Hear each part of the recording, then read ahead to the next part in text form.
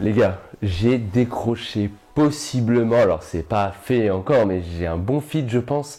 J'ai bien cerné la problématique d'une très grosse marque que vous connaissez sans doute. Et là, je suis en train de négocier un deal à 6 chiffres. Je vous en dis plus de suite. Pour tout vous dire, j'ai installé la caméra. Je voulais découvrir en direct, justement avec vous, la réponse à ce deal. Là, je sais qu'il va m'appeler d'une minute à l'autre. Ah ben là, justement, il est en train d'appeler. Ben, vous savez quoi, je vais décrocher, puis on va voir ça ensemble. On va voir un petit peu la réponse. J'ai tellement hâte. Oui, allô? Bonjour, voilà, on a bien reçu votre proposition et malheureusement, nous ne sommes pas intéressés. Bonne journée. Comment vous auriez répondu à ça? Je ne suis pas intéressé, ou alors vous avez peut-être entendu des variantes comme nous travaillons déjà avec un collaborateur et nous en sommes satisfaits, nous avons déjà des équipes, enfin bref, ce genre d'objection, je pense que tous les vidéastes l'ont au moins entendu une fois dans sa vie, en tout cas les vidéastes entrepreneurs. Ça peut s'opérer lors d'une réponse par mail ou alors comme la simulation que j'ai faite juste avant, lors d'un appel après avoir envoyé peut-être une proposition. En tout cas, moi, ça m'est déjà arrivé plein de fois et je pense que ça vous est déjà arrivé. En tout cas, commentez si ça vous est déjà arrivé et avant d'aller plus loin, dites ce que vous avez répondu ou ce qu'il faudrait répondre selon vous. Dans cette vidéo, je vais vous donner un script exact, je vais vous donner deux variantes en fait de réponses pour traiter cette objection et pour justement la solutionner et aller vers une collaboration. Mais avant de vous donner la réponse, on va voir ce que les gens en général vous recommandent de répondre, qui pour moi est une énorme erreur.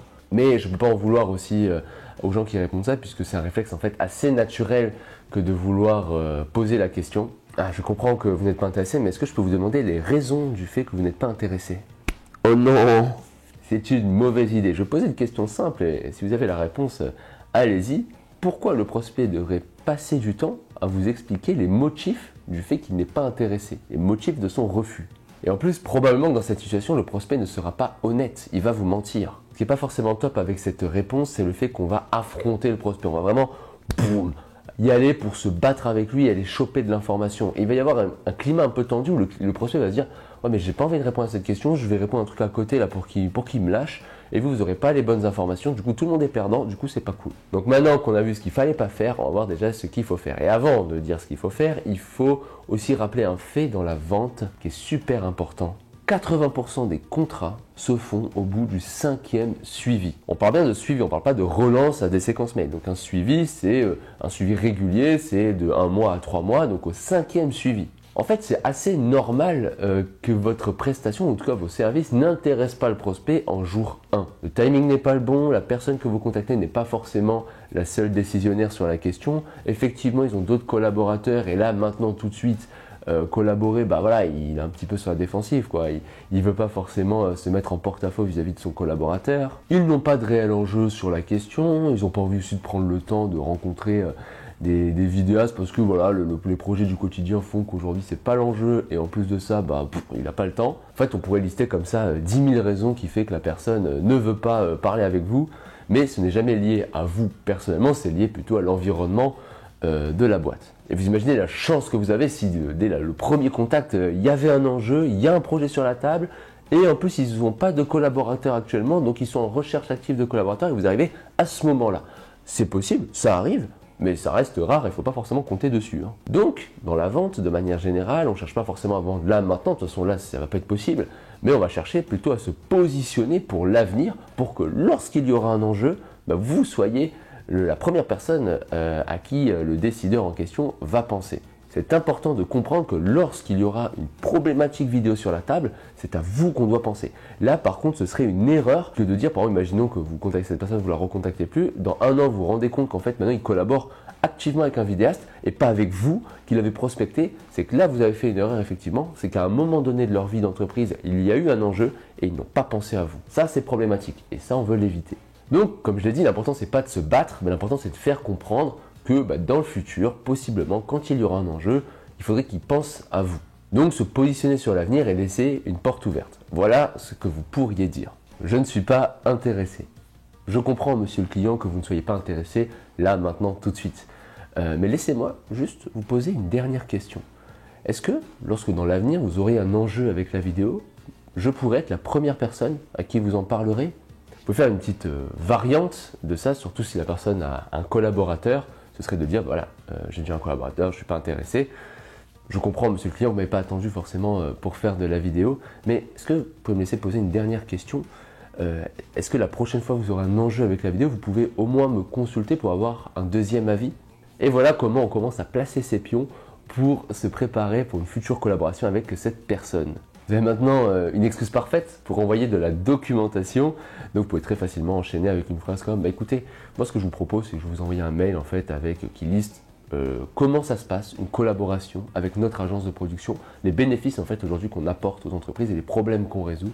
Et en plus j'ai mis un petit témoignage de notre dernière collaboration avec machin et justement qui est dans un secteur un petit peu similaire au vôtre, qui liste un petit peu la problématique qu'il avait, comment on a pu l'aider et où est-ce qu'il est aujourd'hui. Est-ce que ça vous va? Ainsi, la prochaine fois que nous parlerons, vous aurez toutes ces informations en tête et on les aura là sous les yeux. Il suffira juste de discuter de votre problématique à vous. 99% des cas, le client va vous dire oui bien sûr, allez-y, envoyez-moi ça. Alors vous imaginez que vous êtes passé d'un je ne suis pas intéressé, on raccroche, on ne parle plus, à bon quand même envoyez-moi ce mail là parce que ça peut être intéressant quand même d'avoir ça sous les yeux. Voilà, je trouve déjà cette façon de faire un petit peu plus intéressante que pourquoi vous n'êtes pas intéressé monsieur le client, qui aurait rien amené de bon et qui aurait juste créé de la tension inutile. Il y a une deuxième façon de faire que moi personnellement peut-être je préfère, mais elle est un petit peu plus subtile et peut-être un peu plus difficile à placer puisqu'il faut quand même une certaine assurance pour la faire. Cette façon de faire se fait obligatoirement soit au téléphone, soit de vive voix, mais ça pourra difficilement se faire par mail.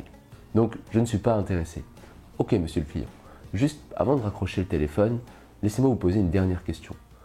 Que faudrait-il qu'il se passe dans votre vie de décideur, d'entrepreneur, pour que vous commenciez à chercher un vidéaste? Et là, silence, on ne dit rien. Et cette question, elle est extrêmement puissante. Si jamais on la décortique un peu, regardez.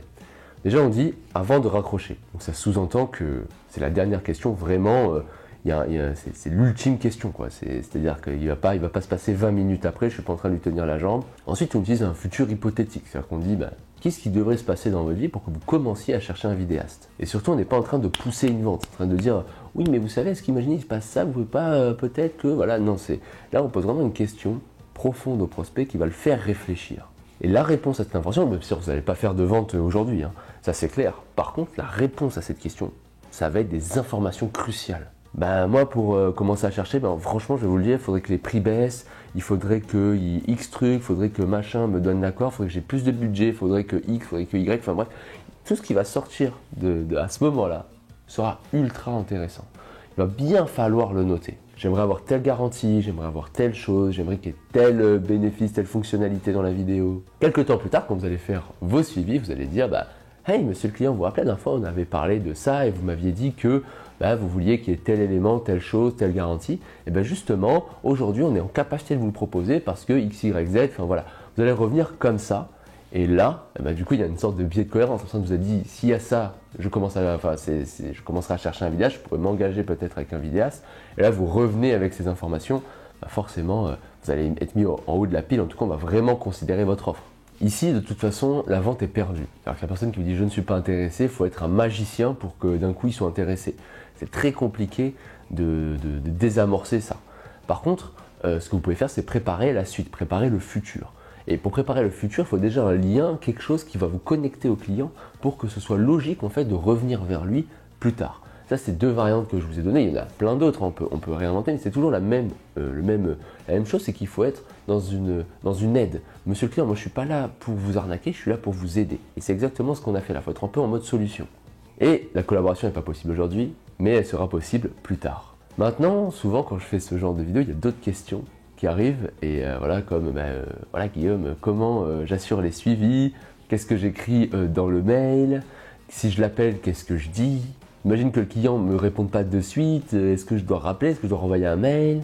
Mettez vos questions en commentaire et possiblement je ferai des vidéos là-dessus. En attendant, si jamais vous voulez apprendre à lancer et développer votre agence de production vidéo sur les plans commerciaux, avec mon collaborateur Antoine, on a enregistré une formation gratuite qui est en description. Vous pouvez la télécharger et la regarder. On vous présente toutes les bases qui vous permettront de vivre de la vidéo et surtout on présente notre programme Les Vidéopreneurs, qui est un programme aujourd'hui avec qui on a accompagné presque une centaine de vidéastes et qui les aide justement au quotidien à développer leur agence sur les plans commerciaux, j'entends. Sur ce, cette vidéo est terminée, je vous laisse là, je vous dis à bientôt et bon courage dans vos projets.